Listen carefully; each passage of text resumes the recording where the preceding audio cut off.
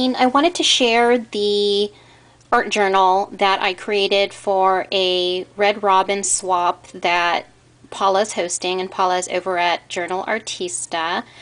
She had this idea where a small group of ladies, and I believe there's 8 of us, are getting together to swap our art journal. And the way that it works is we create our journal, and then it goes to our first swap partner, and then that swap partner will create a layout on 2 pages, 1 or 2 pages, I don't know, I guess however many pages they want to create, but they'll create art journal work of their own in my journal. And I pick a theme, and they can pretty much go with that theme, or interpret the theme as they may and create their page around that. So anyways, I just wanted to share it with you guys before I ship it off to Michelle out in Canada. So I created the journal. Like my personal journal, the cover is not embellished yet. And the reason why I do that is when you're working on your journal, and maybe you like to flip it this way, when you stamp, you want to make sure the surface is flat. I mean, you can always just like lift it and press the stamp, but it's really hard to work in a journal when it's lumpy. So I like to embellish later, and that's usually the last thing I do. So, so that's why my cover is not embellished, but I did do a lot of medium work. I used a lot of different mediums on here. I used acrylics, I used Glimmer Mist, I used glass bead gel, and I actually used professional grade acrylics on this, and I'm just reaching over because I keep all my golden on the side here. I used the, I can't even say this, you guys, Quinacridone by Golden, and then the Titan Buff.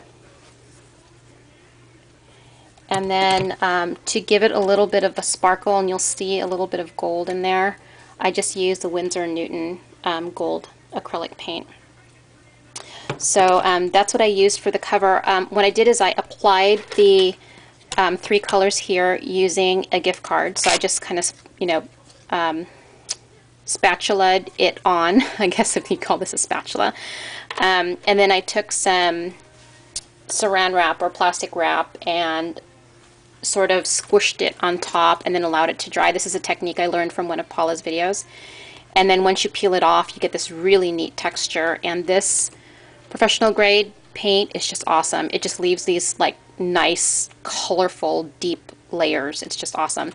And then on top of that, I decided, okay, let me Glimmer Mist it. So I Glimmer Mist it with Scarlet Glimmer Mist, and I think I also used Pine Cone, a little bit of brown. So I Glimmer Mist it, and then after that dried, I applied some glass bead gel randomly. I don't know if you guys can see that, but I love glass bead gel. It's just awesome. And then on the back side, I did something a little different, and it's a lot of texture too. I used light molding paste, and it's just so awesome. I love it. And it's pliable, so it won't crack or anything. I love it. So what I did is I took some light molding paste, and then I took my Distress ink, and I'm sorry, it's right here, Vintage Photo Distress ink, and I put 1 whole dropper full, mixed it in, and then I spatula'd the light molding paste all over. And then after I did that, I did some glimmer misting, and I used some Starburst stains. I used the Cocoa Bean Copper and the Heliotrope Purple Plum. So got that. I love it. It's awesome.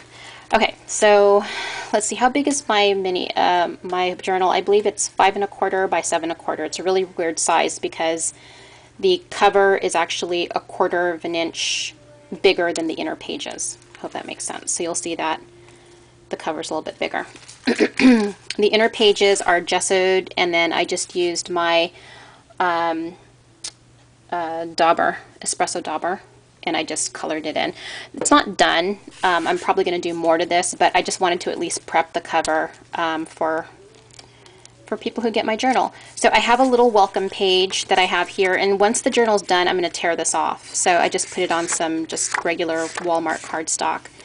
And just instructions on using wax paper and making sure that when they're ready to ship to the next destination that they use plastic wrap or wax paper in between their pages, because what will happen is, you know, with the humidity and the heat, the pages will stick to each other, and then that'll just ruin the artwork. So I want to make sure, and to make sure, that's why I included wax paper, several sheets in the back of my journal, so each lady can take a piece and use it.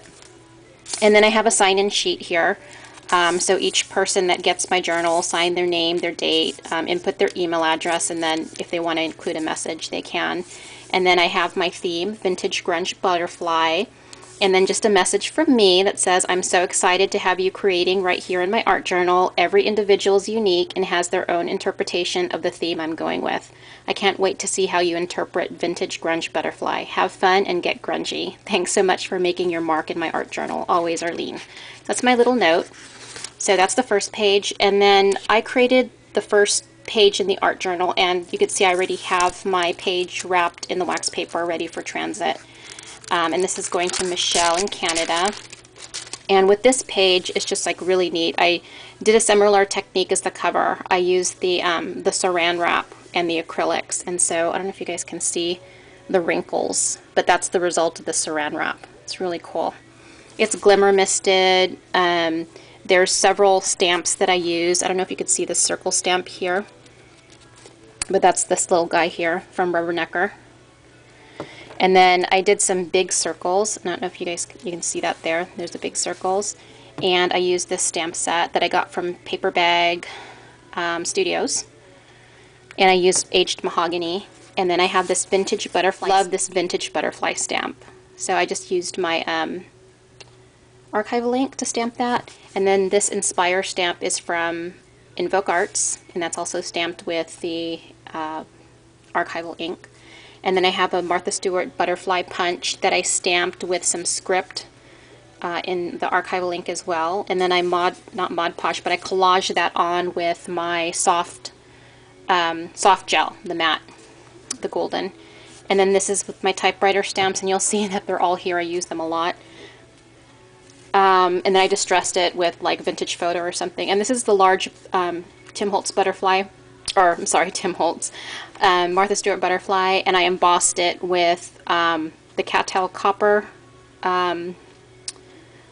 Stamp Gang embossing powder. I forget what it's called, but anyways, I love it. So shimmery. And then you'll see the little butterfly trail here. I did that with my Liquid Pearls by Ranger. So really, really fun, but it's not done. It needs some journaling on it, but and probably some other little embellishments, but I'm going to come back to it later, like I said, because I don't want the page to be lumpy for the next person that's going to create a page. So like this butterfly will lay flat, so whoever wants to work on here, it won't be bumpy or whatever. So anyways, that is my, and I told you guys about the back already. That is my Red Robin journal, and it's getting ready to ship off to Michelle. So I hope you guys like it. And that's all I really wanted to share with you guys. So I guess I'll see you guys on Sunday with my Sunday scrapbooking share. I hope you guys are enjoying that. If I have projects that are coming along, or you know, some things like hauls and stuff that I want to share with you, I'll typically do that on the Sunday video. If not, there'll probably be some small videos in between if there's time. Okay? Well, thanks for watching, everybody. Good night.